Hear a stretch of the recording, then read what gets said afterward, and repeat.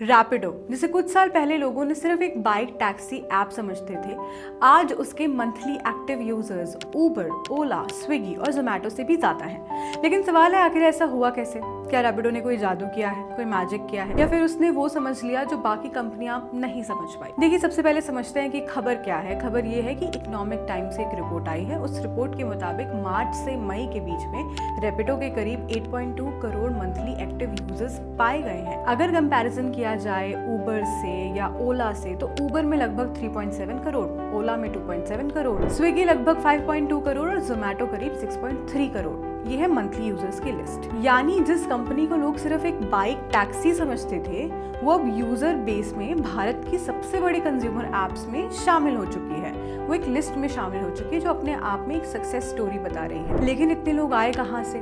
रैपिडो ने क्या ऐसी चीजें, स्ट्रैटेजी अपनाई है जो बाकी लोगों ने नहीं अपनाई? देखिए, जो सब करते हैं, भारत में हर स्टार्टअप की पहली सोच क्या होती है? High income users, metro cities. लेकिन रैपिडो ने उल्टा किया। रैपिडो ने एक बहुत बड़े सवाल का जवाब ढूंढा। वो सवाल था कि भारत में सबसे ज्यादा लोग रोज कितने पैसे का सफर करते हैं, यानी कितने पैसे लगाते हैं। इसे अगर आम भाषा में कहें तो कितना भाड़ा लगाते हैं? 100, 150, 200। असल जवाब था 40, 50, 70 रुपए, यानी 40, 50 और 70 रुपए। यानी इंडिया की सबसे बड़ी मार्केट लग्जरी राइड नहीं, अफोर्डेबल राइड थी। यहीं रैपिडो ने गेम बदल दिया। बाइक टैक्सी मास्टर स्ट्रोक क्यों था? सोचिए, अगर आपको ऑफिस जाने में उबर 250 रुपए मांग रहा है, ऑटो 180 मांग रहा है और रैपिडो ने सिर्फ 65 मांगे हैं, तो आप क्या चूज करेंगे? यही हुआ पूरे देश में। बाइक टैक्सी सस्ती भी थी, तेज भी थी, ट्रैफिक में भी फास्ट थी। यानी इंडिया की सबसे बड़ी प्रॉब्लम, ट्रैफिक और महंगी राइड, दोनों का सोल्यूशन एक ही ऐप में मिल गया। लेकिन रैपिडो सिर्फ बाइक टैक्सी नहीं रहा। यही सबसे बड़ा ट्विस्ट आया।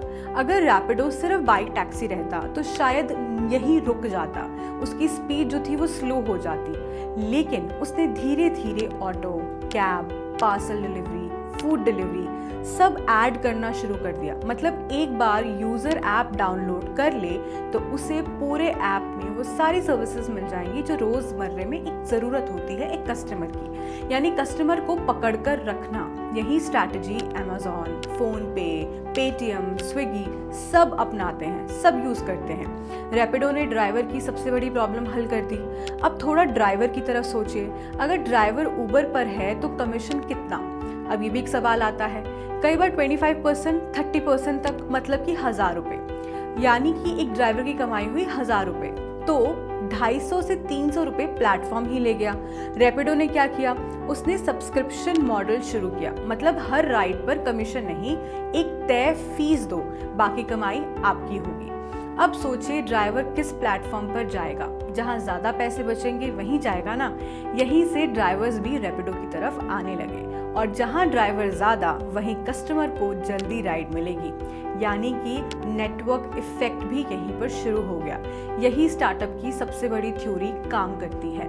जितने ज्यादा ड्राइवर्स होंगे उतनी जल्दी राइड मिलेगी, जितनी जल्दी राइड मिलेगी उतने ज्यादा कस्टमर्स आएंगे, और जितने ज्यादा कस्टमर्स होंगे उतने ज्यादा ड्राइवर्स।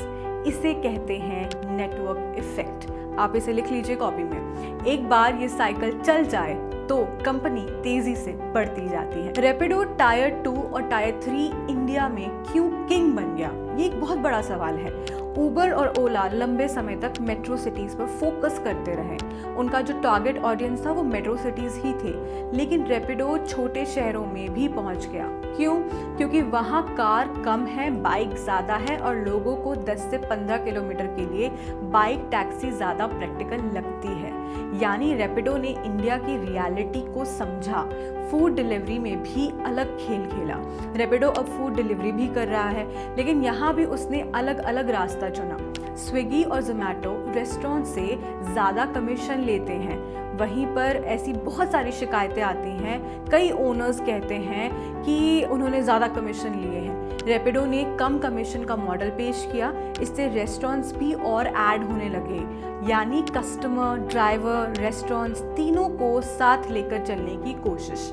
आपको बता दें कि जो कंपनी है, कंपनी 500 से ज़्यादा शहरों में अपनी सेवाएं दे रही है, सर्विसेज दे रही है। जिसमें जो मैं बड़े हब्स बोलूँ तो मुंबई भी शामिल है, बेंगलुरु शामिल है, दिल्ली एनसीआर है और हैदराबाद है। इसके साथ 1 करोड़ से ज़्यादा ड्राइवर पार्टनर जुड़े हुए हैं और हर दिन करीब 60 से 65 लाख राइड्स राइड्स जो होती हैं वो पूरी होती हैं। यही वजह है कि आज रैपिडो के मंथली यूजर्स उबर, ओला, स्विगी और जोमैटो से भी ज़्यादा हो चुके हैं। लेकिन आगे मुश्किलें भी हैं। अब सवाल, क्या रैपिडो जीत चुका है? अभी नहीं, क्योंकि ओला, उबर, स्विगी, जोमैटो सबके पास एक बड़ा पैसा, ब्रांड, टेक्नोलॉजी और मार्केट एक्सपीरियंस है।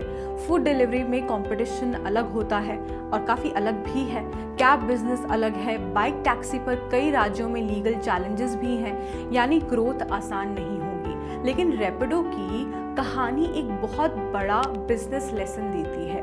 देखिए, बिजनेस हमेशा सबसे बड़ी कंपनी नहीं जीतती, बल्कि वो कंपनी जीतती है जो कस्टमर की सबसे बड़ी प्रॉब्लम हल करती है, सॉल्व करती है। रैपिडो ने भारत को अमेरिका की तरह नहीं देखा, जैसे कि बाकी जो ई कॉमर्स प्लेटफॉर्म्स हैं वो देखते हैं। अगर मैं रैपिडो की हिस्ट्री के बारे में बात करूं तो शुरुआत कैसे हुई।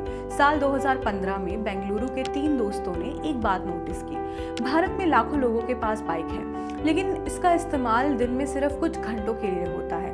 दूसरी तरफ जो लोग हैं वो रोज़ ऑटो और कैब के महंगे किराए से परेशान हैं। यहीं से आया एक आइडिया, अगर बाइक को ही टैक्सी बना दिया जाए। इसी सोच के साथ पवन गुंटुपल्ली, अरविंद सांका और ऋषिकेश एसआर ने रैपिडो की शुरुआत की। और अगर मैं फंडिंग की बात करूं, अगर फंडिंग और एवेल्यूएशन की बात की जाए तो रैपिडो की सबसे बड़ी फंडिंग हाल ही में हुई, जब कंपनी ने $240 मिलियन करीब यानी कि 2000 करोड़ जुटाए। इस निवेश के बाद रैपिडो की जो अनुमानित वैल्यू है वो $3 बिलियन यानी कि करीब 26,000 करोड़ पहुंच गई। इस राउंड में सबसे बड़ा निवेश जो था वो प्रोसेस ने किया, जो कि लीड इन्वेस्टमेंट है। इसके अलावा वेस्टब्रिज कैपिटल, एक्सेल, इन्व्यूज और कोनार्क ट्रस्ट जैसे बड़े निवेशकों ने भी पैसा लगाया है। अगर शुरुआत से अब तक की बात करें तो 2015 में शुरू होने के बाद रैपिडो कुल $798 मिलियन यानी कि करीब 6,800 करोड़ की फंडिंग जुटा चुकी है। FY25 में रैपिडो की कमाई 44% बढ़कर 934 करोड़ पहुंच गई। अच्छी बात यह है कि कंपनी का घाटा भी घटा है। FY24 में जहां 371 करोड़ का नुकसान था, वहीं FY25 में ये घटकर 258 करोड़ रह गया है। यानी रैपिडो अब पहले के मुकाबले कम नुकसान में ज्यादा कमाई कर रही है। रैपिडो ने भारत को भारत की तरह देखा, कम बजट, ज़्यादा ट्रैफिक, बाइक कल्चर, छोटे शहर और ड्राइवर की कमाई, इन सबको समझा, अच्छे से वैल्यूएट किया।